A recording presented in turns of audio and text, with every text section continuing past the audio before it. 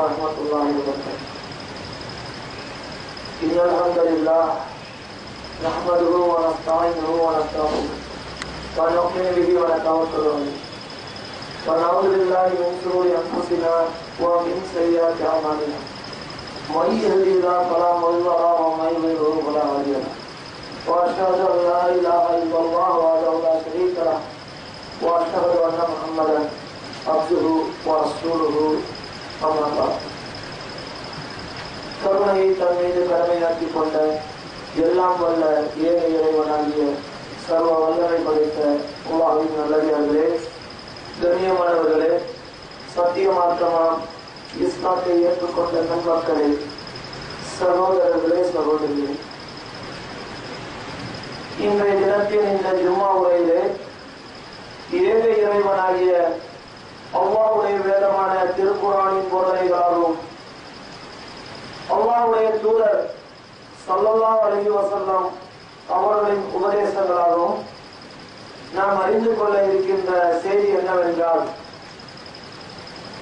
பொதுவாக கடவுளை பற்றி பேசும்போது, இறைவனை பற்றி பேசும்போது ஆன்மீகம் என்ற ஒரு வார்த்தையை பயன்படுத்துவார்கள். அது எந்த மதமாக இருந்தாலும் சரி, எந்த கோட்பாட்டில் இருந்தாலும் சரி, கடவுள் குறித்த விஷயங்களை பேசும்போது ஆன்மீகம் என்ற ஒரு வார்த்தையை பயன்படுத்துவார்கள். அந்த கடவுளை சார்ந்த ஒரு மனிதன் இருக்கும்போது அவரை ஆன்மீகவாதி என்று சொல்வார்கள். உண்மையில் ஆன்மீகம் என்றால் என்ன? உண்மையான ஆன்மீகவாதிகள் யார்? இதை அல்லாஹ்வுடைய வேதம் திருக்குர்ஆனும் அல்லாஹ்வுடைய தூதர் ஸல்லல்லாஹு அலைஹி வஸல்லம் அவர்களும் எப்படி இதை வகைப்படுத்துகிறார்கள் என்பது குறித்தான செய்திகளை இன்ஷா அல்லாஹ் இன்றைய தினம் நாம் அறிந்து கொள்ள இருக்கின்றோம். அன்புலம் கொண்ட சகோதர சகோதரிகளே, இந்த ஆன்மீகம் என்ற அந்த ஒரு சொல்லை நாம் எடுத்துக்கொண்டால், நாம் கூறியது போல கடவுளை பற்றியும் கடவுள் கோட்பாடுகளை பற்றியும் அறிவதுதான் ஆன்மீகம் என்று விளக்கம் தருகிறார்கள். எப்படி என்றால், இந்த உலகத்தில் உள்ள படைப்புகளை பற்றி அறிந்து கொள்வதை சொல்லும் போது அறிவியல் என்று சொல்வார்கள். அதே போல ஒவ்வொரு விஷயத்தையும் சொல்வார்கள். அறிவியல் என்பார்கள், பொருளியல் என்பார்கள், உலகவியல், வானவியல், மனவியல், இப்படி ஒவ்வொன்றுக்கும் ஒரு இயல் இருக்கிறது. கடவுளை பற்றி பேசும்போது ஆன்மீகவியல், ஆன்மீகம் என்று சொல்வார்கள் அல்லவா? இப்படி யார் தங்களை ஆன்மீகவாதிகள் என்றும் ஆன்மீகத்தில் இருப்பதாகவும் சொல்லிக் கொள்கிறார்களோ, முதலில் அவர்களை பார்த்து இறைவன் ஒரு குற்றச்சாட்டை முதலில் முன்வைக்கிறான். இது அவர்களுக்கு மட்டும் என்று சொல்ல முடியாது. ஒட்டுமொத்த மனிதர்களையும் பார்த்து எந்த இறைவனை பற்றி அறிய துடிக்கிறார்கள் ஆன்மீகம் என்ற பெயரிலே, அந்த ஏக இறைவன் முதலில் ஒட்டுமொத்த மனிதர்களையும் என்று சொல்லலாம். குறிப்பாக இந்த ஆன்மீகவாதிகள் என்று சொல்பவர்களை பார்த்து இறைவன் ஒரு குற்றச்சாட்டை, அதாவது எந்த படைப்பை ஒரு சிறந்த படைப்பு என்று அல்லாஹ் போற்றுகின்றானோ, வலக்கது கர்ரம்னா பனி ஆதம், இந்த ஆதமுடைய மக்களை நான் கண்ணியப்படுத்தி இருக்கிறேன் என்று அல்லாஹ் தன்னுடைய திருமறையிலே கூறுகின்றான். என்னுடைய படைப்புகளிலேயே இந்த ஆதமுடைய மக்களாக இருக்கிறார்கள், மனித படைப்பு, இவர்களை நான் எந்த அளவுக்கு கண்ணியப்படுத்தி இருக்கிறேன், பெருமைப்படுத்தி இருக்கின்றேன், படைப்புகளிலே சிறந்தவர்களாக இவர்களை நான் வைத்திருக்கிறேன் என்று எந்த படைப்பை குறித்து இறைவன் சிலாகிக்கிறானோ அந்த படைப்பை அல்லாஹ் குற்றவாளி கூண்டில் ஏற்றுகிறான். ஒரு குற்றச்சாட்டை முன்வைக்கிறான். என்ன குற்றச்சாட்டு? அந்த குற்றச்சாட்டை அறிந்து கொண்டாலே உண்மையான ஆன்மீகவாதிகள் யார் என்பதை நாம் தெரிந்து கொள்ள முடியும். அல்லாஹ் தன்னுடைய திருமறை திருக்குர்ஆனில் 2 இடங்களில் இந்த குற்றச்சாட்டை முன்வைக்கிறான். நம்மை குற்றவாளி கூண்டில் கொண்டு போய் நிறுத்துகிறான். என்ன குற்றச்சாட்டு? 2 வரிகள், 2 இடங்களில் இடம்பெற்றிருக்கவே 2 வரிகள் அல்லாஹ்வுடைய வார்த்தைகள். மா கதருல்லாஹ, அல்லாஹ் என்ன கூறுகிறான்? அல்லாஹ்வை, இறைவனை இவர்கள் மதிப்பதில்லை. முதல் குற்றச்சாட்டு அல்லாஹ் வைக்கிறான். கண்ணியப்படுத்துவதில்லை, பெருமைப்படுத்துவதில்லை. ஹக்க கதரிஹி, எப்படி பெருமைப்படுத்தணுமோ அவனுடைய தகுதி என்று ஒன்று இருக்கிறது. அல்லாஹ்வுக்கு என்று ஒரு தகுதி இருக்கின்றது. அவனுக்கு என்று ஒரு விஷயம் இருக்கிறது. அவன் எப்படிப்பட்டவன் என்ற நிலை இருக்கிறது. அந்த நிலைக்கும் மா கதருல்லாஹ ஹக்க கதரிஹி. இப்ப அந்த தகுதிக்கு தகுந்தவாறு இந்த மனிதர்கள் இறைவனை மதிப்பதில்லை, கண்ணியப்படுத்துவதில்லை, பெருமைப்படுத்துவதில்லை என்று அல்லாஹ் நம் மீது ஒரு குற்றச்சாட்டை முன்வைக்கிறான். இந்த குற்றச்சாட்டை நமக்கு ரொம்ப கவனமா பார்க்கணுமே. ஏனென்றால் நாம் இன்னைக்கு இந்த குற்றச்சாட்டுக்குரிய குற்றவாளிகளாக ஆகிவிட்டோம் என்றால் மறுமையில் நமக்கு என்ன கிடைக்கும்? கடுமையான கண்டனங்கள் தான் கிடைக்கும் அல்லாஹ்விடமிருந்து. அந்த கண்டனங்கள் நமக்கு எதை தடுத்து விடும்? சொர்க்கத்தை தடுத்து விடும். இதை கவனிக்கிறது. ஏன் அல்லாஹ் அந்த குற்றச்சாட்டை முன்வைக்கிறோம்? நீங்கள் என்னை மதிப்பதில்லை, நீங்கள் என்னை பெருமைப்படுத்துவதில்லை, இந்த மனிதர்கள் என்னை கண்ணியப்படுத்துவதில்லை. என்ன கண்ணியம்? என்னுடைய தகுதிக்கு தகுந்தவாறு ஹக்க கதிரஹி, என்னுடைய தகுதிக்கு தகுந்தவாறு இவர்கள் என்னை மதிப்பதில்லை. எவ்வளவு பெரிய குற்றச்சாட்டு! படைத்த ரப்புல் ஆலமீன் இந்த குற்றச்சாட்டை தன் திருமறையில் வைக்கிறான் என்றால் அப்ப அந்த குற்றச்சாட்டுக்குரிய குற்றவாளிகளாக நாம இருக்கிறோமா? இல்லை அந்த குற்றச்சாட்டு விலகி நிரபராதிகளாக இருக்கிறோம். என்ன மதிப்பதில்லை, என்ன பெருமைப்படுத்துவதில்லை? இதற்கு அழகான விளக்கத்தை அல்லாஹ்வுடைய தூதர் ஸல்லல்லாஹு அலைஹி வஸல்லம் அவர்கள் அற்புதமான வேறொரு வார்த்தைகளில் சொல்கிறார்கள். எப்படி என்றால் முஸ்லிம்ல 5401வது ஹதீஸ்ல அபூ மூஸா அல்-அஷ்அரி ரலியல்லாஹு அன்ஹு அவர்கள் அறிவிக்கக்கூடிய ஒரு ஹதீஸை பாருங்க. அல்லாஹ்வுடைய தூதர் ஸல்லல்லாஹு அலைஹி வஸல்லம் அவர்கள் கூறினார்கள், அல்லாஹ் கூறுவதாக, அல்லாஹ்வுடைய தூதர் ஸல்லல்லாஹு அலைஹி வஸல்லம் அவர்கள் கூறினார்கள், இந்த ஆதமுடைய மகன் இருக்கிறானே இவன் என்னை ஏசுகிறான். அல்லாஹ் கூறுவதாக அல்லாஹ்வுடைய தூதர் கூறுகிறார்கள். இந்த ஆதமுடைய மகன் இருக்கிறானே இவன், இந்த ஆதமுடைய பிள்ளைகள் இருக்கிறார்களே இவர்கள் என்னை ஏசுகிறார்கள், என்னை திட்டுகிறார்கள். யாரை? அல்லாஹ்வை. அல்லாஹ் கூறுகிறான், என்னை திட்டுகிறார்கள், என்னை ஏசுகிறார்கள். ஏசுவது என்றால் என்ன அர்த்தம்? அல்லாஹ்வை திட்டுவது என்றால் என்ன அர்த்தம்? மனிதர்களுக்குள் நாம் வசைபாடிக் கொள்கிறோமே அது போலவா?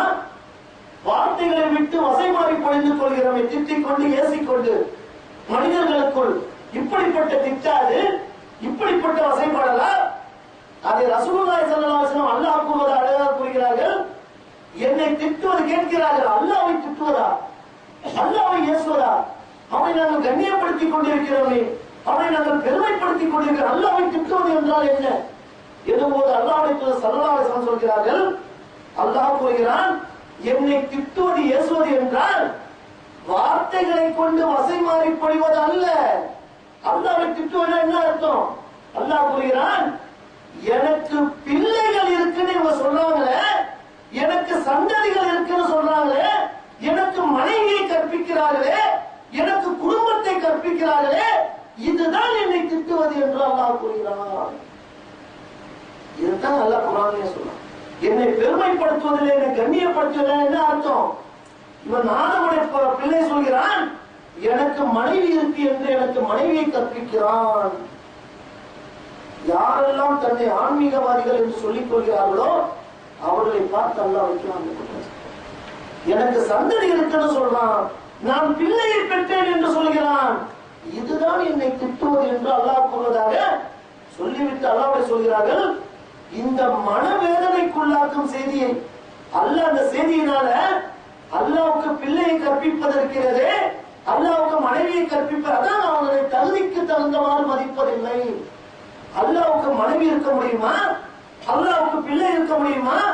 இறைவனுக்கு சந்ததிகள் இருக்க முடியுமா? அவனை ஒரு மனித படைப்பாக மனிதர்கள் பார்த்தார்கள் என்றால் அதைத்தான் அல்லாஹ் கூறுகின்றான், என்னுடைய தகுதி என்ன? எனக்கு நீ பிள்ளையை கற்பிக்கிறாயா? மன வேதனைக்குள்ளாக்கும் செய்தி என்று அல்லாஹ் கூறுவதாக அல்லாஹ்வுடைய தூதர் ஸல்லல்லாஹு அலைஹி வஸல்லம் சொல்கிறார்கள்.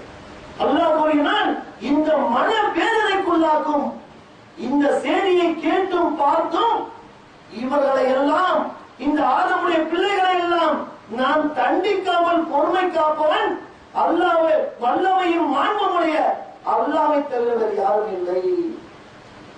இவ்வளவு என்னை மனவேதனைக்கு நீ உள்ளாக்கியும் உன்னை தண்டிக்காமல் நான் பொறுமை காத்துக் கொண்டிருக்கின்றேன் அல்லாஹ் சொல்கிறான், மனிதர்களால் அவனுக்கு அல்லாஹ்வுடைய ஸல்லல்லாஹு அலைஹி வஸல்லம் சொல்கிறார், அல்லாஹ் சொல்கிறார், மனிதர்களால் எனக்கு குழந்தை இருப்பதாக, சந்ததிகள் இருப்பதாக சொல்லப்படுகிறது.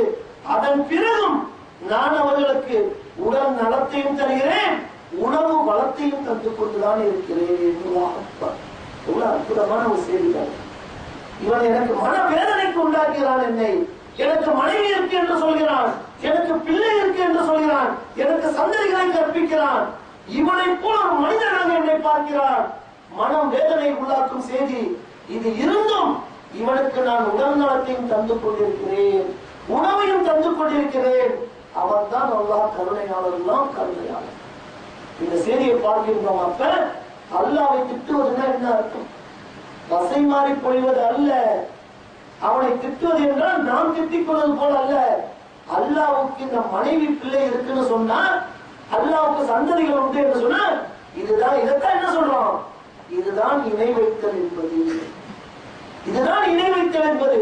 இறைவனின் தகுதியும் தன்மையும் வேறொரு வடிவத்துக்கு மாற்றி அதை வணக்கத்திற்குரியதாக எந்த வடிவத்துக்கு மாற்றினார்களோ அவை தங்களுக்கு நல்லது செய்வதாக, அவைகளிடத்தில் போய் பிரார்த்தனை செய்வதாக ஒரு மனிதன் செய்தால் இதுதான் இணை வைப்பின் இலக்கணம். இதான் அல்லாஹ் சொல்றான், என்னை என்னுடைய தகுதிக்கு தகுந்தவாறு இவன் மதிப்பதில்லை.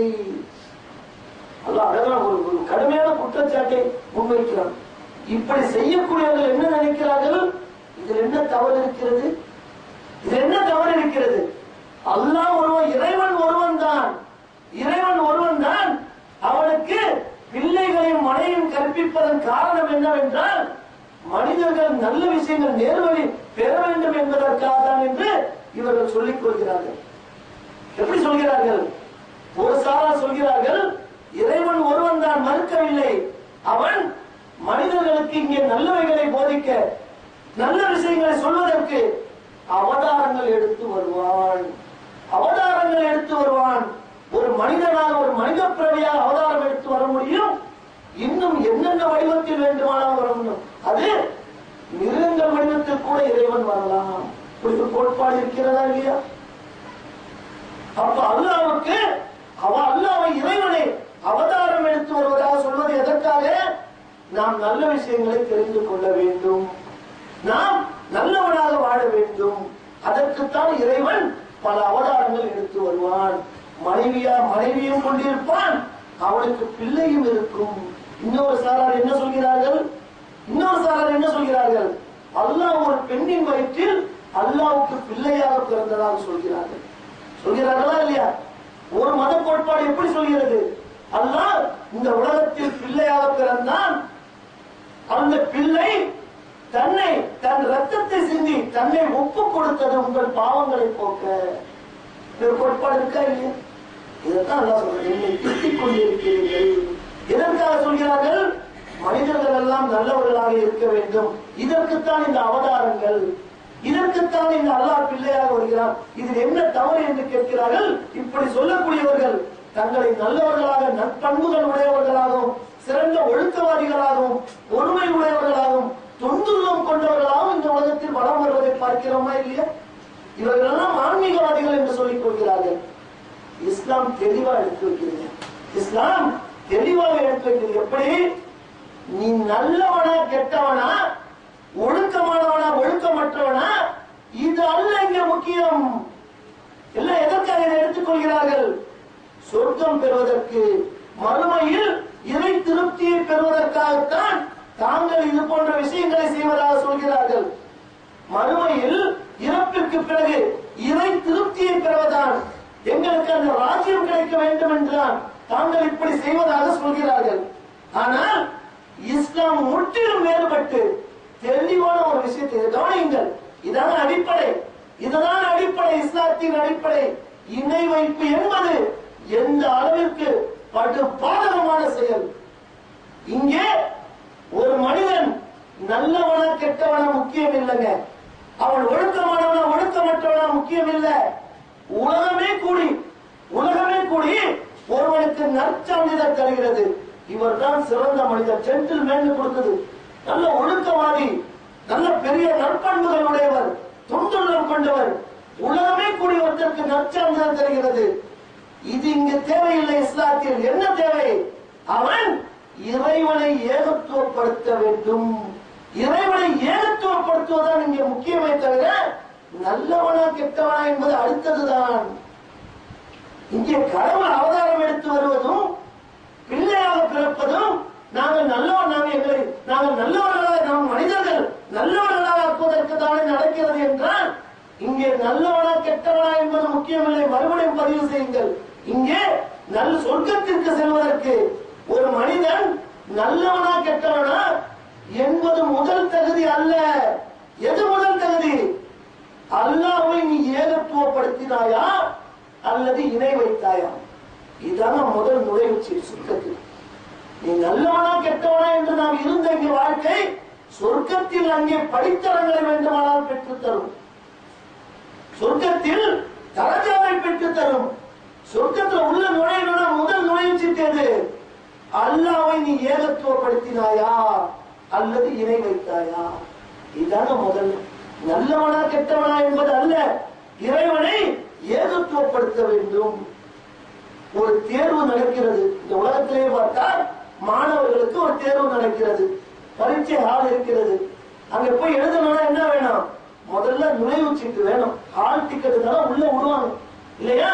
உள்ள போய் ஹால் டிக்கெட் எடுத்துட்டு உள்ள போனாதான் அந்த வினாத்தாளை வாங்கி பரீட்சை எழுதி மார்க் எடுக்க முடியும், மதிப்பெண் எடுக்க முடியும். நுழைவுச்சீட்டே ஒருத்தருக்கு கிடைக்கல. வெளியே அமர்ந்து கொண்டு என்னதான் ஒரு நல்லா எழுதட்டுமே, எல்லா கேள்விகளுக்கும் விடையளிக்கட்டுமே, அதை அந்த தேர்வாளர் ஏற்றுக்கொள்வாரா? சிந்திச்சு பாருங்க. அங்கே அந்த ஹாலுக்கு அந்த பரீட்சை ஹாலுக்கு உள்ள போனா என்ன வேணும்? ஹால் டிக்கெட் வேணும்.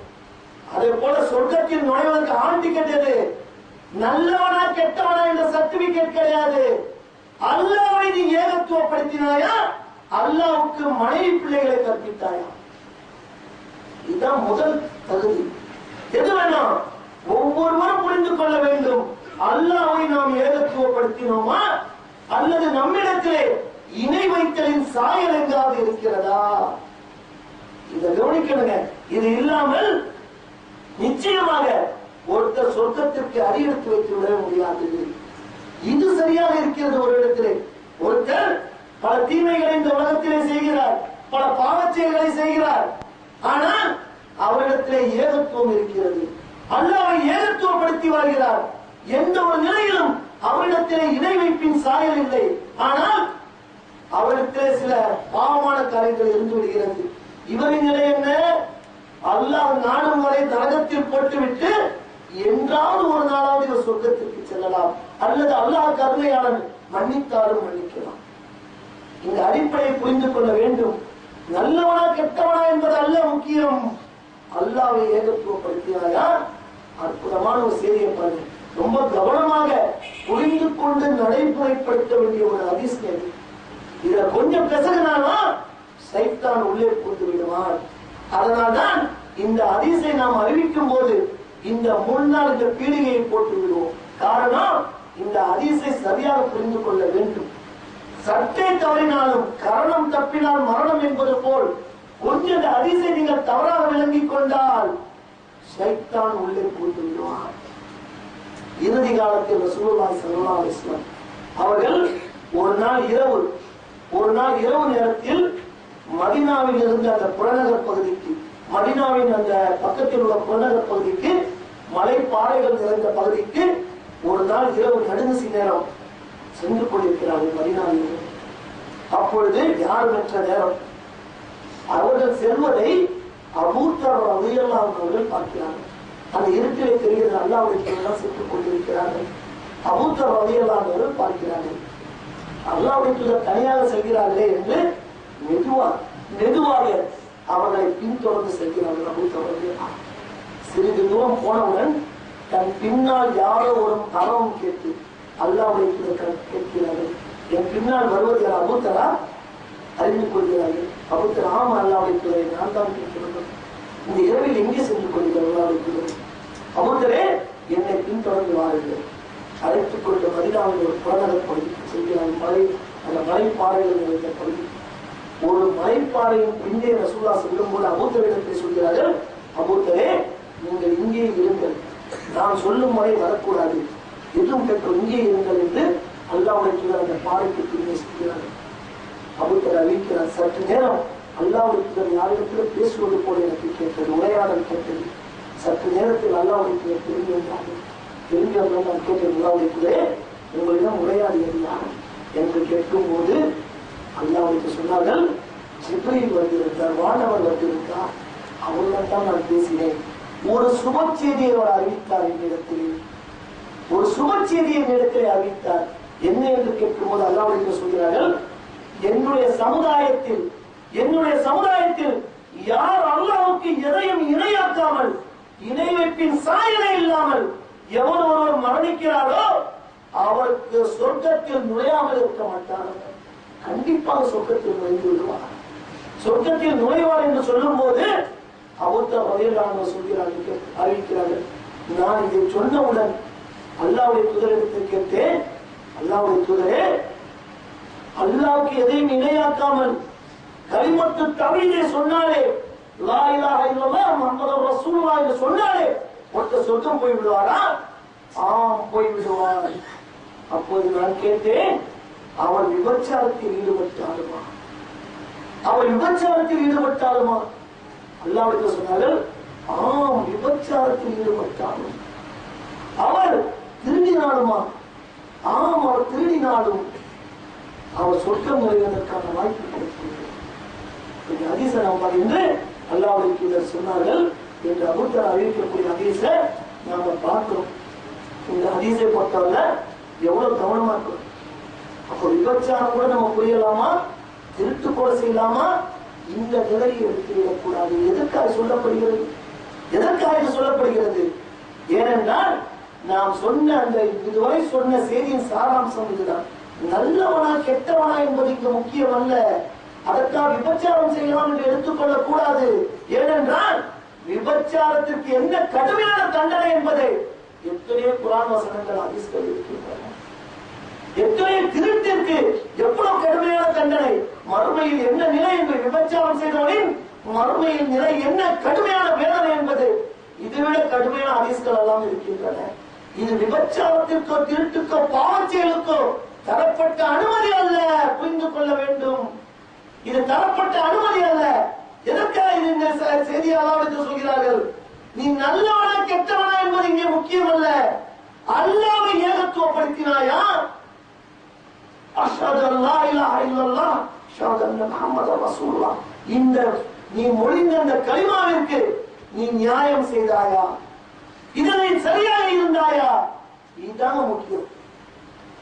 அவருக்கு தவிர்த்து வாழ்ந்தால், ஒரு ஹதீஸை நாம கேள்விப்பட்டிருக்கிறோம், நரகத்திலிருந்து கடைசியாக சொர்க்கத்திற்கு செல்லக்கூடிய ஒரு நபர் தவழ்ந்த நிலையில் செல்வார். அல்லாஹ் அவரை சொர்க்கத்தில் அவரை எடுக்கும் போது கரிக்கட்டையாக இருப்பார். அல்லாஹ் அவரை எடுத்து ஜீவநதியில் போட்டு அவரை சுத்தப்படுத்தி அல்லாஹ் அவருக்கு 2 சொர்க்கத்தை தந்தான் என்ற ஹதீஸ்கள் நம்ம பார்க்கலாம். என்ன இது அர்த்தம்? தவறு செய்தால், பாவச்செயல் செய்தால் அல்லாஹ் நாடும் வரை சொர்க்கத்தில் போட்டு வேதனை செய்து விடுவான். ஆனால் என்றாவது ஒரு நாள் அவரிடத்திலே அந்த பரீட்சையாளருக்கு நுழைவதற்கான அனுமதி, அந்த நுழைவு சீட்டு ஆளுக்கு கேட்டிருக்கிறது. என்ன? இணை வைக்காமல் மரணித்திருப்பார். இப்படிதான் புரிந்து கொள்ள வேண்டும். இது பாவச்செயலுக்கான அனுமதி என்று நினைத்து விடக் கூடாது. அப்ப இறைவன் குறித்த இந்த ஆன்மீகவாதிகளின் மதிப்பீடுகளும் பின்பற்றுவதும் எப்படி இருக்கிறது? நாம் சிந்தித்து பார்த்தோம்னால் நாம் சொல்லியது போல இவர்கள் சொல்கிறார்கள், இறைவன் அவதாரம் எடுத்து வருவான். இப்படித்தான் இவர்கள் புராணங்களையும் இதிகாசங்களையும் புரிந்து வைத்திருக்கிறார்கள். இப்படித்தான் புராணங்களும் இதிகாசங்களும் சொல்கின்றன.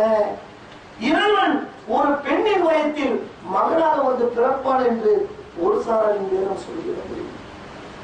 அல்லாஹ் இதைதான் சொல்கிறான். இந்த நிலையில் மனிதர்கள் நல்லவர்களாக வாழ்வதற்கு, உங்களுக்கு சத்தியத்தை சொல்வதற்கு தெளிவாக இஸ்லாம் எடுத்து வைக்கிறது. இறைவன் மனித அவதாரம் எடுத்து வர வேண்டிய அவசியம் இல்லை. இறைவன் ஒரு பெண்களை வைத்து பிள்ளையாக பிறக்க வேண்டிய அவசியம் இல்லை. அவன் நல்ல உங்களுக்கு சத்தியத்தை எடுத்து சொல்வதற்கு தன் தூதர்களை அனுப்பினால் போதுமானது. அப்படித்தான் இறை தூதர்கள் வந்தார். மனிதர்களிலே அல்லாஹ் இறை தூதர்களை தேர்ந்தெடுத்து அல்லாஹ் வேதங்களை தந்தானா இல்லையா? தெளிவாக இஸ்லாம் சொல்கிறது. அல்லாஹ் வர வேண்டிய அவசியம் இல்லை. அந்த தகுதியும் அவனுக்கு தேவையில்லை. மனிதனாக வருவதற்கும் பல படைப்பினங்களால் அவதாரம் எடுத்து வருவதற்கும் ஒரு பெண்ணினுடைய வயிற்றில் மத ஜலம் சுமக்கக்கூடிய ஒரு பெண்ணினுடைய வயிற்றில் தான் பிள்ளையாக வருவதற்கு அல்லாஹ்வுக்கு எந்த தேவையும் இல்லை. அல்லாஹ் மனிதர்களை நல்லவர்களாக மாற்ற, சத்தியம் அசத்தியம் என்று தெரிவிக்க தூதர்களை அனுப்பி வைத்தாலே போதுமானது. அதான இஸ்லாம் சொல்லுது. அப்படித்தானே தூதர்கள் வந்தார்கள். இஸ்லாம் மிக தெளிவாக சொல்கிறது, இந்த அல்லாஹ்வுக்கு அவதாரங்கள் எடுத்து வர வேண்டிய அவசியம் இல்லை, பிள்ளையாக பிறக்க வேண்டிய அவசியம் இல்லை என்பதை அல்லாஹ் தன்னிலையில் நின்று அற்புதமாக வாதிடுகிறான். தன் திருக்குர்ஆனில் பல வசனங்களை எடுத்து பாருங்கள், பல வசனங்களை எடுத்து பாருங்கள். ஏகத்துவம் என்றால் என்ன, இணை வைப்பு என்றால் என்ன, ஷிர்க் என்றால் என்ன, குர்ஆனை ஆய்வு செய்து பாருங்கள்.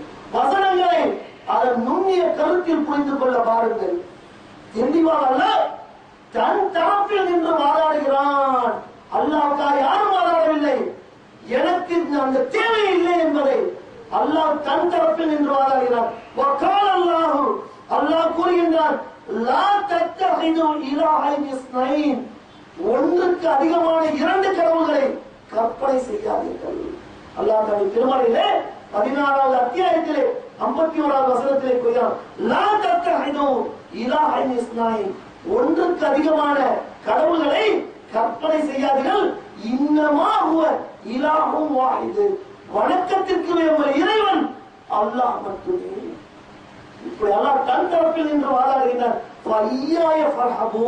நீங்கள் எனக்கு மட்டும் பயப்படுங்கள், ஏன் வேறு கடவுள்களுக்கு பயப்படுகிறீர்கள் சொல்லிவிட்டு சொல்கிறான், பல கடவுள்கள் இருந்திருந்தால் நீங்கள் சொல்கிறீர்களே, அல்லாஹ்வை திட்டுகிறீர்களே, அல்லாஹ்வுக்கு பிள்ளை இருக்கு என்றும் சந்ததி இருக்கு என்றும் மனைவி இருக்கு என்றும் அல்லாஹ்வை ஏசுகிறீர்களே, இப்படி அல்லாஹ் அவதாரம் எடுத்து வந்தால் அதுவும் கடவுள் தானே.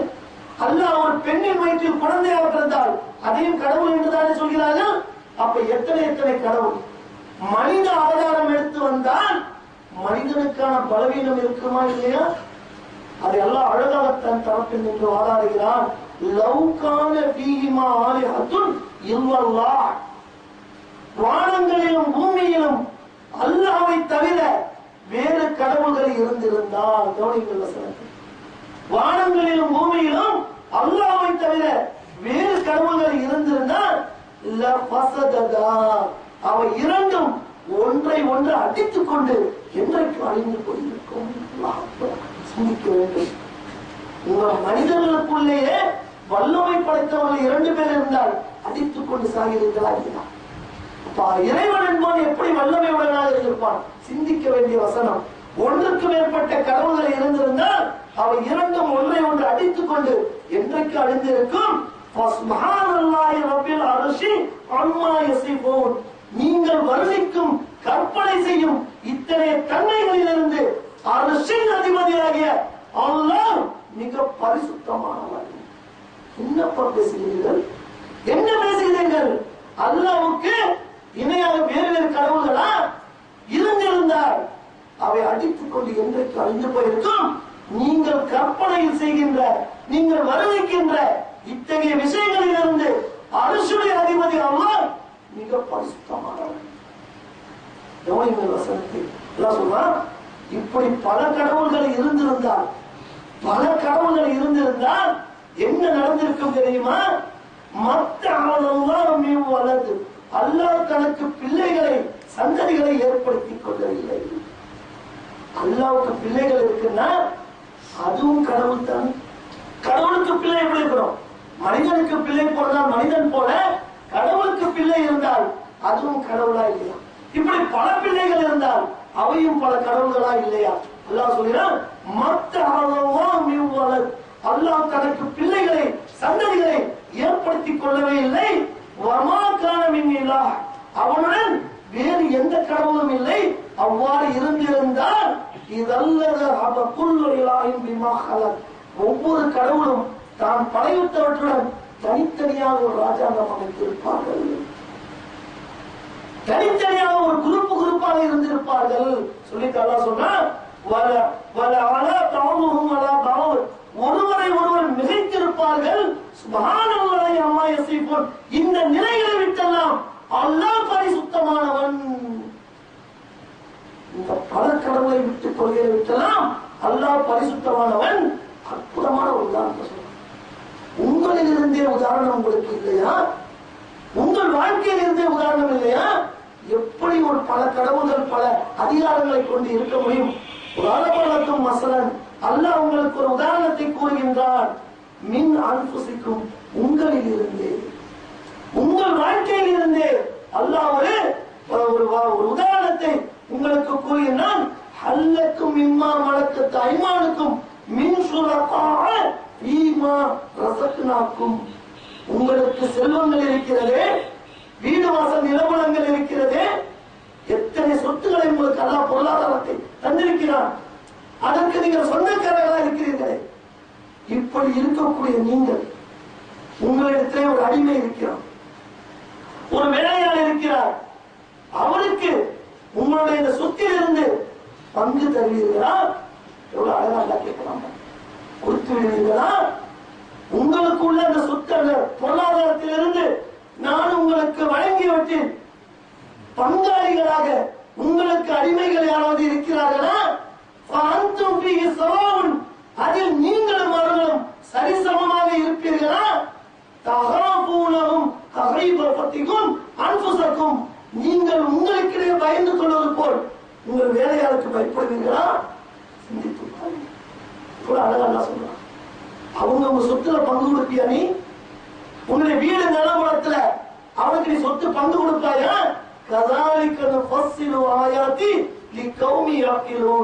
புரிந்து கொள்ளக்கூடிய சமுதாயமே இவ்வாறு அல்லாஹ் உனக்கு தன் வசனங்களை தெளிவுபடுத்துகின்றான். நல்லவனா கெட்டவனா என்பது அல்ல இங்கே முக்கியம். அது அடுத்த தகுதி. இறைவனை ஏகத்துவப்படுத்தினாயா? இறைவனுக்கு பல கடவுள்களை கற்பித்தாயா என்பதுதான் இங்கே செய்தி. அல்லாஹ் இன்னொரு அழகாக வைக்கிற இன்னொரு சாரா இருக்கு. யா அஹ்லல் கிதாபி, வேதத்தை உடையவரே, லா தகுலு ஃபீ தீனிக்கும், உங்கள் மார்க்கத்தில் நீங்கள் வரம்பு மீறாதீர்கள். என்ன வரம்பு? வலா தகூலு அலல்லாஹி இல்லல் ஹக், அல்லாஹ்வின் மீது உண்மையை தவிர வேறு எதையும் கூறாதீர்கள். இன்னமல் மஸீஹ் ஈசா இப்னு மரியம், நிச்சயமாக மரியமுடைய மகன் ஈசா என்னும் மஸீஹ் ரசூலுல்லாஹ், அவர் அல்லாஹ்வுடைய தூதர். கலிமத்து, அவனுடைய வாக்கு. தன் கட்டளையைத்தான் அல்லாஹ் மரியமிடத்திலே போட்டானே தவிர தான் பிள்ளையாக வந்து பிறக்கவில்லை. எது ஆன்மீகம் என்று சொல்கிறீர்கள்? அழகா கேட்கிறான். எனவே அல்லாஹ்வையும் அவன் தூதர்களையும் நீங்கள் நம்புங்கள், சரியாக வகைப்படுத்தி நம்புங்கள். அல்லாஹ் என்றால் யார்? அவனுடைய தூதர்கள் என்றால் யார்? இந்த தெளிவான விஷயம் நமக்கு இருக்கணுங்க. இது இல்லாததால தான் இன்னைக்கு என்ன ஆச்சு? தூதர்களை பற்றி அந்த தர என்ன, எப்படி தூதர்களை எப்படி நம்ப வேண்டும், அல்லாஹ்வை எப்படி நம்ப வேண்டும்? நம்ம சமுதாயத்திலே இல்லை. ஏகத்துவத்தை ஏற்றுக்கொள்ள வேண்டிய இந்த சமுதாயத்துல அல்லாஹ்வுடைய தகுதி என்னவென்று தெரியவில்லை, தூதர்களின் தகுதி என்னவென்று தெரியவில்லை. அதனாலதான் இன்னைக்கு இந்த மீறாத விழாக்கள். அதனாலதான் இன்னைக்கு அல்லாஹ்வுடைய தூதரை நாங்கள் புகழ்கிறோம் என்ற பெயரில் அல்லாஹ்வுக்கு இணையாக அல்லாஹ்வுடைய தூதரை வைக்கக்கூடியவர். எதற்காக சொல்றோம்? என்ன முக்கியம் இங்க? அல்லாஹ்வையும் அவருடைய தூதரையும் நீ வகைப்படுத்தி பார். எந்த சமுதாயம் ஒரு தவறை செய்ததா இல்லையா? அல்லாஹ்வுடைய தூதராக வந்த ஈசா அலைஹிஸ்ஸலாம் அவர்களை அல்லாஹ்வுடைய பிள்ளை என்று சொன்னார்களா இல்லையா? ஏன் வரம்பு கடந்து புகழ்ந்ததா? கவனியுங்கள். அல்லாஹ்வுடைய தூதர் சொன்னார்கள், அந்த கிறிஸ்தவ மக்கள் ஈசாவை அளவு கடந்து புகழ்ந்தது போல் என்னை புகழாதீர்கள். நடக்கிறாங்க. எங்க போய் முடியுது பார்த்தீங்களா? அழகா சொல்லி காட்டான். அல்லாஹ்வுடைய தகுதிக்கு தகுந்தவாறு நீங்கள் அவனை மதிக்கவில்லை. தூதர்கள் யார், அல்லாஹ் யார், இதை வகைப்படுத்தி தெரிய வேண்டும். தெரியாததால தான் இன்னைக்கு அல்லாஹ்வுடைய தூதரை மதிக்கிறோம் என்ற பேர்ல எந்த ஒரு சமுதாயம் ஈசா அலைஹிஸ்ஸலாம் அவர்களை கடவுள் அந்தஸ்துக்கு உயர்த்தியதோ இன்னைக்கு அதே நிலை நம்மிடத்தில் இருக்கிறது. சிந்தித்து பார்க்க வேண்டும். மீலாது விழா கொண்டாடுபவர்களும் அல்லாஹ்வுடைய தூதரை நாங்கள் புகழ்ந்துதான் செய்கிறோம் என்று சொல்வார்களும் இதை நாங்கள் சொல்லக்கூடிய இந்த சிந்தித்து பாருங்கள். சொல்லக்கூடிய அனைத்தும் அல்லாஹ்வுடைய வசனங்கள், அல்லாஹ்வுடைய தூதரின் வழிமுறைகள். சிந்தித்து பாருங்கள். அந்த சமுதாயம் தாங்க தமிழ் தவறு இருக்கு. இவர்களும் தங்களை ஆன்மீகவாதிகள் என்று சொல்லிக் கொண்டார்கள். இறைவனின் இலக்கணத்தை மிக தெளிவாக முன்வைக்கிறது இஸ்லாம். மனித பலகீனங்கள் அவருக்கு இல்லை. அல்லாஹு லா இலாஹ இல்லாஹுல் ஹய்யுல் கய்யூம். அழகா சொல்றாங்க, அல்லாஹு லா இலாஹ இல்லாஹுல் ஹய்யுல் கய்யூம். அல்லாஹ்வை தவிர வணக்கத்துக்குரியவன் வேறு இறைவன் இல்லை. அவன் என்றென்றும் உயிருடன் இருப்பான், நித்திய ஜீவன். தூதர்கள் மரணிப்பார்கள், தூதர்கள் மரணிப்பார்கள். நீங்கள் வடிவம் கொடுத்த அந்த கடவுள்கள் மறைந்துவிடும், அழிந்துவிடும். அல்லாஹ் எப்படிப்பட்டவன்? ஹய்யுல் கய்யூம், நித்திய ஜீவன். ஏன் உனக்கு புரியவில்லை? ஏன் உனக்கு புரியவில்லை? அல்லாஹ்வுக்கு மரணம் இருக்கிறார். லா தஅஹுது சினத்தும் வலா நௌம். அவனுக்கு சிறு உறக்கமோ, குட்டி தூக்கம் கிடையாது, ஆழ்ந்த உறக்கமும் இல்லை. நீ தூங்குவான், அல்லாஹ் தூங்குவானா? அல்லாஹ் அழகாக சொல்கின்றார், வமா கான ரப்புக நசியா. உமது இறைவன் மறப்பவனாக இல்லை, மறதி என்பது கிடையாது. அவனுக்கு நீ மனித அவதாரம் தருகிறாயே, அவன் மனித அவதாரம் எடுத்து வந்தால், ஒரு தாயின் வயிற்றில் பிள்ளையாக பிறந்தால் அவனுக்கு மறதி இருந்துவிடும். சிறுக்குனா என்னன்னு தெரியுதா? இணை வைப்பு என்றால் எப்படி தெரியுதா? அவனை மற்றவனுக்கு உணவளிக்கிறான், வலா யுதஅமு, அவனுக்கு உணவளிக்கப்படுவதில்லை. வசனங்களை எல்லாம் அவன் உங்களுக்கு உணவளிக்கிறான். எனக்கு உணவு தேவையா? நான் மனிதனாக வந்தால் நானும் சாப்பிட வேண்டியிருக்கும், எனக்கு தேவையில்லை. அல்லாஹ் அழகாக சொல்கின்றான். அப்ப அல்லாஹ்வுடைய வல்லமை என்ன, அல்லாஹ்வுடைய தகுதி என்ன? இந்த பூமி இருக்கிறதே, பிரம்மாண்ட பூமி, இவ்வளவு பிரம்மாண்டம். நாம் வசித்துக் கொண்டிருக்கிறோமே, இந்த பூமி இருக்கிறதே எவ்வளவு பிரம்மாண்டம் என்பதை நாம் அறிந்து வைத்திருக்கிறோம். ஜமீஅன் கதுவத்துஹு யௌமல் கியாமா. அந்த கியாம நாளிலே, யுக முடிவு நாளிலே, அந்த பூமி என்பது அல்லாஹ்வின் ஒரு கைப்பிடிக்குள் அடங்கிவிடும். அல்லாஹ்வின் ஒரு கைப்பிடிக்குள் இந்த பிரம்மாண்ட பூமி அடங்கிவிடும். அவன் தான் அல்லாஹ். அவனுக்கு போய் நீ மனித அவதாரம் தருகிறாயே, மனிதர்களை அல்லாஹ்வுக்கு இணையாக கொண்டு போகிறாயே, அல்லாஹ்வுடைய தூதர்களை புகழ்கிறோம் என்று வரம்பு மீறி புகழ்ந்து அல்லாஹ்வுடைய வல்லமைக்கு கொண்டு போகிறாயே, மறுமையில் அவனுடைய ஒரு கைப்பிடியில் அடங்கும் வசமாவாத்து வானங்கள் இருக்கிறதே, 7 வானங்கள். ஒரு கண்ணுக்கு தெரிகிற ஒரு வானமே பிரம்மாண்டமாக இருக்கிறது. இதே போல் 7 வானங்கள் வசமாவாத்து அவனது வலது கையில் சுருட்டப்பட்டிருக்கிறான். ஒரு கையில பூமி, மற்றொரு கையில் 7 வானங்கள், பிரபஞ்சத்தை. இவன் தான் அல்லாஹ், இவன் தான் அல்லாஹ். இந்த வல்லமையை நீ மனிதனுக்கு தருகிறாயா? இந்த வல்லமை நீ மனிதனுக்கு தருகிறாயா? சுப்ஹானஹு வ தஆலா, அல்லாஹ் தூயவன். அம்மா யுஷ்ரிகூன், இணை வைப்பதை விட்டும், நீ இணை வைப்பதை விட்டும். அம்மா யுஷ்ரிகூன், அவன் மிக உயர்ந்தவன். புரிந்து கொள். அல்லாஹ் என்றால் யார், தூதர்கள் என்றால் யார் வகைப்படுத்தி தெரியாதவனுக்கு குர்ஆன் உனக்கு சொல்லவில்லையா? அல்லாஹ்வுடைய தூதர் தன்னிலை சரியாக சொல்லவில்லையா? தெளிவாக சொன்னார்கள் அல்லாஹ்வுடைய தூதர். எப்படி ஒரு சமுதாயம் ஈசாவை வரம்பு கடந்து புகழ்ந்து கடவுளாக்கி விட்டதோ, அது போல இதை செய்து விடாதீர்கள். நபித்தோழர்கள் சிறந்து விளங்கினார்கள். அவர்கள் யாராவது மீனார் விழா கொண்டாடினார்களா? அவர்கள் யாராவது அல்லாஹ்வுடைய தூதரை வரம்பு மீறி கொண்டு போனார்களா? சிந்தித்து பாருங்கள், சிந்தித்து பாருங்கள். தெளிவாக இருந்தார்கள். மீனார் விழா கொண்டாடுவது மட்டும் தவறில்லை. எந்த ரூபத்தில், எந்த வகையில் அதற்கு துணை போபவர்களும், எந்த ரூபத்தில், எந்த வகையில் அதற்கு துணை போபவர்களும் அல்லாஹ்வை சொல்கிறார். தெளிவாக சொல்கிறது. அல்லாஹ் சொல்கிறான், குல்லு மன் அலைஹா ஃபான், பூமியில் உள்ள யாவும் அழிந்துவிடும், அனைவரும் அனைத்தும் அழிந்துவிடும். வயபகா வஜ்ஹு ரப்பிக ذுல் ஜலாலி வல் இக்ராம், மகத்துவமும் கண்ணியம் இருக்க அல்லாஹ்வின் முகம் மட்டுமே நிற்கும். ஏனென்றால் அவனுக்கு அறிவில்லை, அவனுக்கு ஆதியும் இல்லை, அந்தமும் இல்லை. மனிதனாகிய உனக்கு ஆதி இருக்கிறது, அந்தம் இருக்கிறது, பிறப்பு இருக்கிறது, இறப்பு இருக்கிறது. வயபகா வஜ்ஹு ரப்பிக ஜலாலி வலிக்கிறான் அவன் நித்திய ஜீவன். அவனுக்கு போய் நீ மனிதர்களை அவனுக்கு நீ இணையாக கொண்டு வருகிறாயா? அல்லாஹ் தெளிவாக சொல்கிறான், மனிதர்களே, அன்புள்ள கொண்ட மக்களே, தெளிவாக வகைப்படுத்தி புரிந்து கொள்ளுங்கள்.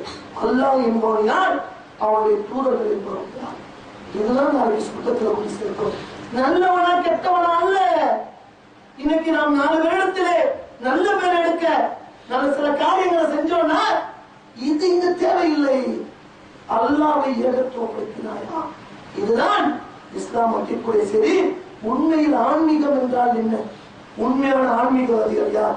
இன்ஷா அல்லாஹ் அதை எப்படி நாம் புரிந்து கொள்ள வேண்டுமோ அப்படி புரிந்து கொள்வோம் இன்ஷா அல்லாஹ்.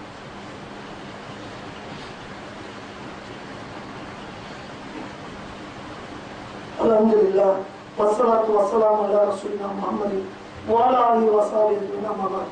நம்மளோட சொல்லே இந்த ஆன்மீகம்னு சொல்றாங்க. பல பேர் இப்படித்தானே சொல்றாங்க, தன்னை ஆன்மீகவாதிகள் என்று சொல்லிக் கொள்கிறார்கள். எல்லா மதங்களிலும், எல்லா அஸ்தானங்களிலும். உண்மையில் ஆன்மீகம்னா என்ன? தமிழில் அந்த வார்த்தையின் பதத்தை வைத்து நீங்கள் புரிந்து கொள்ளலாம். தமிழில் இந்த மாதிரி கடவுள் சார்ந்த விஷயங்களுக்கு ஆன்மீகம் என்ற ஒரு வார்த்தையை வைக்கிறார்கள். இந்த வார்த்தையை புரிந்து கொண்டாலே உண்மையான ஆன்மீகம் இருந்து புரிந்து கொள்ளலாம். ஆன்மீகம் என்றால் என்ன? அகராதியை எடுத்து பாருங்கள். ஆன்ம ஞானம் தானே ஆன்மீகம். மனிதனுக்கு ஆன்மா இருக்குல்ல, மனிதன் எப்படி உயிர் இருக்கிறது, உடல் இருக்கிறது, ஆன்மான்னு ஒண்ணு இருக்கா இல்லையா? இந்த ரூஹ் ஒண்ணு இருக்குல்ல, ரூவை பற்றி நாம் புரிந்து கொள்ள முடியாது. அந்த அறிவு நமக்கு இல்லை, போதுமான அறிவு அல்லாஹ் தரவில்லை. ஆனால் இருக்கிறது, ஆன்மா ரூஹ்னு இருக்குது. இந்த ஆன்மா பெறக்கூடிய ஞானம் இருக்கு பார்த்தீங்களா, இதுதான் ஆன்மா. ஆன்ம ஞானம் என்பதுதான் ஆன்மீகம். என்ன ஞானம் வேணும்? ஆன்மா. நம்முடைய ஒவ்வொருவருக்கும் உள்ள ஆன்மா ரூஹ் எந்த ஞானத்தை பெறணும்? கடவுள் என்றால் யார், தான் யார், இந்த ஞானத்தை ஒவ்வொரு ஆன்மாவும் பெற்றுக்கொண்டால் அதான ஆன்மீகம். அவன் தான் சிறந்த ஆன்மீகவாதி. உடைய ஆன்மாவை கேட்டு பாருங்க, எவருடைய ஆன்மாவை கேட்டுங்க. ஆன்மாவை கேட்டீர்கள் என்றால் அது என்ன சொல்லும்? எத்தனை கடவுள்? கடவுள் ஒருவனா, இறைவன் ஒருவனா, பல கடவுளா? ஒரு நாள் அமர்ந்து தனிமையில் அமர்ந்து ஆன்மாவை கேட்டு பாருங்கள். எல்லாருடைய ஆன்மாவும் சொல்லும் இறைவன் ஒருவன் தான். நீங்க எந்த மதத்துக்காரங்களை போய் கேளுங்க, பல கடவுள் கொள்கை உள்ளவர்களை போய் கேளுங்க, எப்ப கடவுள் எத்தனை பேரு? இறைவன் ஒருவன் தான், பரபிரம்மம் ஒன்றுதான், தேவன் ஒருவன் தான். அவருடைய ஆன்மா சொல்லும். அப்ப எதற்காக இத்தனை கடவுள்களை கற்பித்தீர்கள்? இது என்ன ஞானம்? இது ஆன்ம ஞானம் அல்ல, அறிவு ஞானம். அறிவு இவருடைய அறிவை கொண்டு சொன்னது. கடவுளுக்கு பல அவதாரங்கள் கற்பித்தார்கள். கடவுள் பிள்ளையாக வந்து பிறந்தார் என்று கற்பித்தார்கள். இது ஆன்மா சொன்னதா? ஆன்மா சொல்லவில்லை. ஆன்மா சொன்னதால் தான் கடவுள் ஒருவரே என்று சொல்கிறார்கள். அறிவு ஞானம் எப்படி சொல்லுது? பல கடவுள்களை கற்பிக்கிறது. இதை நாம் நம்முடைய சொந்த கருத்தாக சொல்லவில்லை. அல்லாஹ்வுடைய வேதம் திருக்குர்ஆன் சொல்கிறது. உன் ஆன்மாவை கேட்டுப்பார், அது எத்தனை கடவுள் என்று உனக்கு சொல்லும் என்று வேறு எங்கும் நீ சாட்சியை தேட வேண்டாம். உன் ஆன்மாவை அதுக்கு சாட்சி. குர்ஆனுடைய அத்தியாயம் 7வது அத்தியாயம் 172வது வசனம், 173வது வசனம் எடுத்து பாருங்க. அல்லாஹ் அற்புதமா ஒரு செய்தியை சொல்லி காட்டான். وَإِذْ أَخَذَ رَبُّكَ مِنْ بَنِي آدَمَ مِنْ ظُهُورِهِمْ ذُرِّيَّتَهُمْ وَأَشْهَدَهُمْ عَلَى نَفْسِهِمْ. என்ன சொல்றான்? ஆதமுடைய மக்களின் முதுகு தண்டுகளிலிருந்து அவர்களுடைய சந்ததிகளை வெளியாக்கி. அல்லாஹ் எப்ப வெளியாக்கணும்? ஆதமுடைய சந்ததிகள் யாருங்க? நம்ம தானே. நம்முடைய முதுகு தண்டுல தான் நம்முடைய உயிரணுக்கள் இருக்கின்றன. அந்த உயிரணுக்கள் என்ன? அதுதான் ஆன்மா உயிர். அதுதான் போக எல்லாத்துக்கும். அல்லாஹ் சொல்கிறான், وَإِذَا أَخَذَ رَبُّكَ مِنْ بَنِي آدَمَ, ஆதமுடைய மக்களின் முதுகலிலிருந்து அவருடைய சந்ததிகளை வெளியாக்கியப்ப அல்லாஹ் அப்படி செய்திருக்கிறான். நம்ம இங்கே பிறப்பெடுத்து வருவதற்கு முன்பாக அல்லாஹ்வின் முன்னிலையை வெளியாக்கி அவர்களை அவர்களுக்கே சாட்சியாக்கி, ஆன்மாவை ஆன்மாவுக்கே சாட்சியாக்கி, அலஸ்து பி ரப்பிக்கும், உங்கள் இறைவன் யார் என்று கேட்கப்பட்ட போது அல்லாஹ் இப்ப கேட்கல.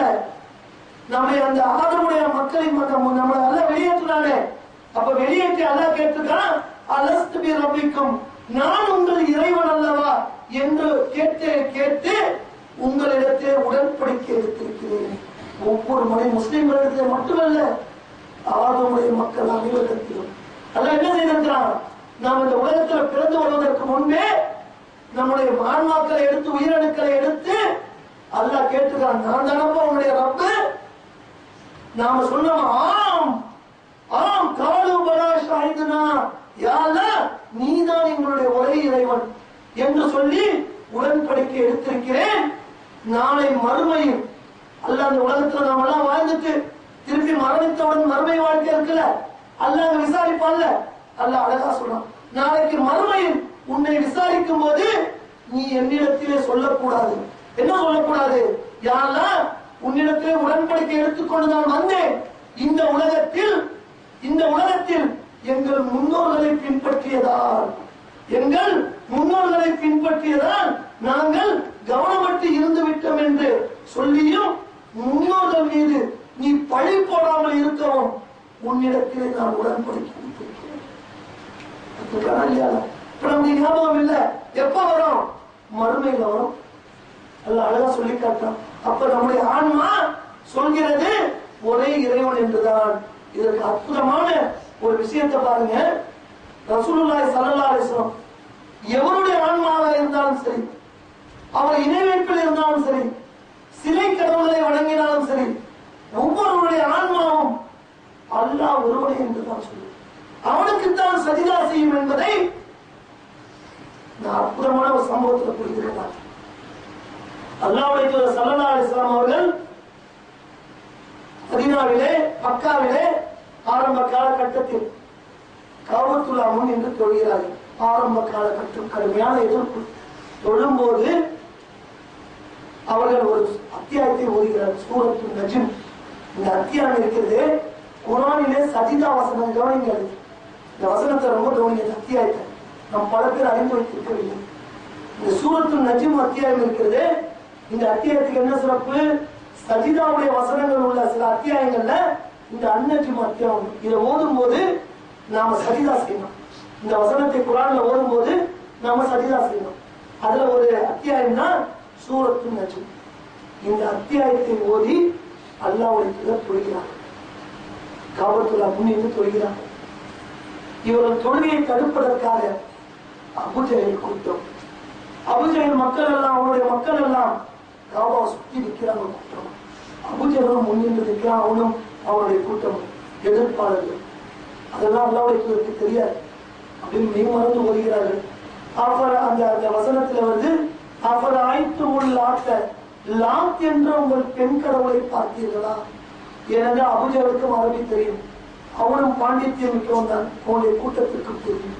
அல்லாஹ்வுடைய தூதர் என்ன ஓதுகிறான் என்று அவனுக்கு அந்த விளக்கமும் தெரியும், அந்த அர்த்தம் தெரியும் அவனுக்கு. அவர் ஆய்த்து உள்ளாட்ட லாத் என்ற உங்கள் பெண் கடவுளை பார்த்தீர்களா? வல் உஸ்ஸா, உஸ்ஸா என்ற பெண் கடவுளையும் பார்த்தீர்களா? மனாத்த சாலிசத்தல் உஹ்ரா, மூன்றாவதாக இந்த மனாத் என்ற ஒரு கடவுளை வணங்கிக் கொண்டிருக்கிறீர்களே, அதையும் நீங்கள் பார்த்தீர்களா? அலகுமும் தக்கரு, உங்களுக்கு ஆண் பிள்ளைகள், வலகுல் உன்சா, அல்லாஹ்வுக்கு பெண் பிள்ளையா? அல்லாஹ் கேட்கிறான் அத்தியாயத்துல, ஏன்பா உங்களுக்கு பிறந்தால் அது ஆண் பிள்ளை வேணும்னு கேட்கிறீங்க, அல்லாஹ்வுக்கு சொல்லும் போது மட்டும் பெண் பிள்ளைகள் என்று சொல்கிறீர்களே, அப்படி என்றால் இது ஒரு அநியாயம் ஆயிற்று, இந்த பங்கீடு என்பது அநியாய பங்கீடு ஆயிற்று சொல்லிவிட்டு அப்படியே ஓதிக்கொண்டே வருகிறார். இந்திய இல்லா அஸ்மாவும், இவை வெறும் பெயர்கள் தவிர வேறில்லை. சம்மைத்தும் இந்த பெயர்கள் எல்லாம் நீங்களும் ஆபாவுக்கும் உங்கள் முன்னோர்களும் வைத்துக் கொண்டது. முன்னாடி வசனம் சொன்னோம்ல, அல்லாஹ் மறுமையில கேட்பான், ஏப்பா என்னிடத்தில் உடன்படிக்கை எடுத்து வந்தாயே, நான் தான் இறைவன் என்று ஏன் இந்த உலகத்தில் சென்றோட இணை வைத்தார்? முன்னோர்களை காரணம் காட்ட முடியாது. முன்னோர்கள் மீளாத விழா கொண்டாடி கொண்டிருந்தார்கள், நாங்களும் செய்வோம் என்று சொல்ல முடியாது. அந்த இடத்திலே சொல்றேன், ஆபாவுக்கும் மூதாதையர்கள் வைத்துக் கொண்ட பெயர்களை தவிர தானே மா அன்சல் அல்லாஹ் மின் சுல்தான், ஒரே இறைவனை பல கூறாக பிரிக்கும் இது போன்ற உங்களின் செயல்களுக்கு அல்லாஹ் எந்த அத்தாட்சியும் வைக்கவில்லை. இந்த வசனத்தை ரசூலுல்லாஹ் ஓதிக்கிட்டே வராங்க, மெய் மறந்து ஓதுகிறார்கள். அபூஜஹலும் அவன் கூட்டமும் கேட்கிறார். இந்த வசனத்தை காது கொடுத்து கேட்கிறார்கள். கவனியுங்கள், ஓதிக்கொண்டே வருகிறார்கள். இந்த வசனம் பெரிய வசனம், அது அத்தியாயம். நீங்கள் போய் ஓதி பார்த்துக் கொள்ளுங்க. நேரத்தை கருதி நான் கடைசி இதுக்கு வந்தேன். உனது இறைவனின் அருட்கொடைகளில், உன்னுடைய அல்லாஹ் உனக்கு தந்திருக்கக்கூடிய அருட்கொடைகளில் எதை நீ சந்தேகம் கொள்கிறாய்? அபூஜஹல் கூட்டம் கேட்கிறது இந்த வார்த்தையில். இது முந்தைய எச்சரிக்கைகளில் உனக்கு எச்சரிக்கை வரவில்லையா? என்ன எச்சரிக்கை? நூறு சமுதாயத்திற்கு கொடுக்கப்பட்ட எச்சரிக்கை, ஆறு சமுதாயத்திற்கு கொடுக்கப்பட்ட எச்சரிக்கை, சமூக சமுதாயத்துக்கு கொடுக்கப்பட்ட எச்சரிக்கை. இந்த எச்சரிக்கை அல்லாஹ்வுக்கு இணை வைத்தால் நிரந்தர நரகம் என்ற எச்சரிக்கை உனக்கு வரவில்லையா? அல்லாஹ் கேட்கிறான். அபூஜஹல் கூட்டம் காதில் வாங்குகிறது இந்த செய்தியை. ஆசிபத்தில் ஆசிபா, இதோ நெருங்க வேண்டிய நேரம், யுக முடிவு நாள் நெருங்கி விட்டது. லைஸலஹா மின் தூனில்லாஹி காஷிபா, அல்லாஹ்வை தவிர அதை வெளிப்படுத்தக்கூடியவர் யாரும் இல்லை. அஃபமின் ஹாதல் ஹதீஸி தஅஜலூன், இந்த செய்தியில நீங்கள் ஆச்சரியப்படுகிறீர்கள். அல்லாஹ்வுக்கு இணை வைக்காதீர்கள், அல்லாஹ் ஒருவனே என்ற செய்தியில நீங்கள் ஆச்சரியப்படுகிறீர்கள். வதல்ஹகுன வலா தபுகுன், இந்த செய்தியை கேட்டு, எச்சரிக்கையை கேட்டு நீங்கள் அழாமல் சிரித்துக் கொண்டிருக்கிறீர்கள். அல்லாஹ்வுக்கு ஓதுகிறார்கள், அழாமல் சிரித்துக் கொண்டிருக்கிறீர்களே. சொல்லிவிட்டு அபூஜஹல் கேட்கிறான், வான்சும் சாமிதுன், இதை பற்றி நீங்கள் அலட்சியமற்றவர்களாக இருக்கிறீர்களே. ஃபஸ்ஜுது லில்லாஹி வஅபுது, இந்த வார்த்தை வந்தவன், இந்த வார்த்தை வந்தவுடன் ஃபஸ்ஜுது லில்லாஹி வஅபுது, ஆகவே நீங்கள் அனைவரும் அல்லாஹ்வுக்கு சஜதா செய்யுங்கள், சிரம்பணியுங்கள். இந்த வார்த்தை வந்தவுடன் தான் நம்ம சஜதா செய்யணும். சொன்ன உடனே அல்லாஹ்வுடைய தூதர் அல்லாஹ்விடத்தில் அப்படியே சஜதா செய்யலாம். இந்த வசனங்களை கேட்டுக்கொண்ட அபூஜஹல் அவனும் அவன் கூட்டமும் அவர்களையும் அறியாமல் சஜதா செய்கிறார்கள். அல்லாஹ்வுடைய தூதருடன் சேர்ந்து அந்த கூட்டமே சஜதா செய்கிறார். மக்கள் எல்லாம் ஆச்சரியமா பார்க்கிறாங்க. அபூஜஹல் மதம் மாறி விட்டானா? முகமது தான் சஜதா செய்கிறார் அல்லாஹ்வுக்கு, அபூஜஹலும் செய்கிறானே, அவன் கூட்டமும் செய்கிறது. ஏன், எப்படி அவனால் சஜதா செய்ய முடிந்தது? காரணம், அவனுடைய ஆன்மா சொன்னது அல்லாஹ் ஒருவனே என்பதை. அதனால்தான் சஜதா செய்ய. மக்கள் எல்லாம் கேட்கிறாங்க பின்னால், அபூஜஹல் எதிர்த்து கொண்டிருந்தாய், எப்படி நீ முகமதுடன் சேர்ந்து அவருடைய அல்லாஹ்வை நீ சஜதா செய்தாய்? அபூஜஹல் காரணம் சொன்னால், கீழே விழுந்தாலும் மீசையில மண்ணோட்டில மண்ணல சொன்னா, நான் முகமதின் இறைவனுக்கு நான் சஜதா செய்யவில்லை, இவர் லாத்து உசா மனாத்து வசனம் வந்துச்சு, படித்து காட்டினோம். அதை சொல்லும் போது அந்த லாத்து உசா என்ற அந்த சிலைகளுக்கு தான் நான் சஜதா செய்தேன் என்று அவர் சப்பை கட்டு கட்டினார். இந்த ஹதீஸை நம்ம பார்க்கிறோம். அப்ப இதுல இருந்து என்ன தெரிகிறது? இந்த செய்தியை கேட்டுவிட்டு அபிசீனியாவுக்கு ஹிஜ்ரத் செய்த மக்கள் எல்லாம் மக்காவில் அபூஜஹல் கூட்டம் இஸ்லாத்தை தழுவிவிட்டது என்ற தவறாக புரிந்து கொண்டு திருப்பி மக்காவுக்கே வர ஆரம்பித்தார்கள் என்ற செய்தியெல்லாம். அப்ப எப்படி அவர்களால் முடிந்தது? காரணம், ஆன்மா சொன்னது அல்லாஹ் ஒருவன். ஆனா இன்னைக்கு நம்ம நிலை என்ன சிந்திச்சு பாருங்க. ஏகத்துவப்படுத்துகிறோமா இல்லது அல்லாஹ்வுக்கு இடையான அவருடைய தூதரை கொண்டு போய் வைக்கிறோமா? எதற்காக இந்த கோணத்தில் இதை நாம் சொல்லுகின்றோம்? இங்கே நல்லவனா கெட்டவனா, நீ என்ன செய்தாய் என்பது முக்கியம் அல்ல, அல்லாஹ்வை ஏகத்துவப்படுத்தினாயா, இதுதாங்க சொர்க்கத்திற்கு செல்வதற்கான நுழைவு. நாம் ஒவ்வொருவரும் சிந்திக்கிறோம். நாம் ஏகத்துவவாதி என்றால் ஏகத்துவப்படுத்தினோமா? முஸ்லிம் என்றால் அல்லாஹ் ஒருவனே என்று சொன்னோமா என்பதை சிந்தித்தால் இது போன்ற மீலாது விழாக்களும் இது போன்ற கேளிக்கை கொண்டாட்டங்களும் நம்மிடத்தில் எடுபட்டு போய்விடும். அப்படிப்பட்ட நன்மக்களாக அல்லாஹ் நாம் அனைவரையும் மாற்றி அருள் புரிய வேண்டும் என்று பிரார்த்திப்பதாக உரையை நிறைவு செய்கிறேன்.